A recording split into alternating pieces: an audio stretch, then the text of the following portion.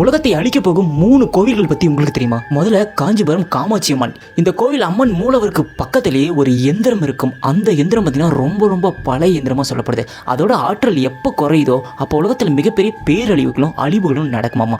பல டைம் பார்த்தீங்கன்னா அந்த எந்திரத்தோட ஆற்றல் ரொம்ப கம்மியாயிட்டு வந்திருக்கு. அப்போ பல டைம் நிலநடுக்கமும் சுனாமின்னு சொல்லிட்டு ஏகப்பட்டு வந்திருக்காமா. ஸோ அந்த எந்திரத்தோட பவர் குறையாமல் இருக்கணும், அந்த ஆற்றல் குறையாமல் இருக்கணுமா.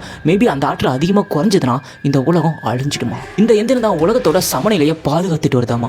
ரெண்டாவது கல்யாணி மகாலட்சுமி கோவில். இங்க இருக்கிற சிலைகள் ரொம்ப அமானுஷ்யமான சிலைகளா சொல்லப்படுது. அது எப்ப நகருதோ அப்பப்போ உலகம் மிகப்பெரிய அழிவை சந்திக்குமாமா. ஒரு தடவை இந்த சிலை நகர்ந்து கீழே விழுந்திருக்கு. அப்ப அந்த ஊர்ல ஏகப்பட்ட மழையும் பஞ்சமும் வெள்ளமும் வந்து அந்த ஊரே நாசமாச்சாமா. ஒருவேளை அந்த சிலை கீழே விழுந்து உடைஞ்சிருந்தா இந்த உலகமே முடிவுக்கு வந்திருக்குமா. மூணாவது பூரி ஜெகநாதர் கோவில். இந்த கோயில் ரொம்ப ஒரு மர்மமான கோயிலா இருக்கு. இந்த கோயிலுக்கு மேல பாத்தீங்கன்னா ஒரு கொடி பறந்திருக்கும். அந்த கொடி பாத்தீங்கன்னா காத்தடிக்கிற ஆப்போசிட் சைட்ல தான் எப்பவுமே பறக்குமே.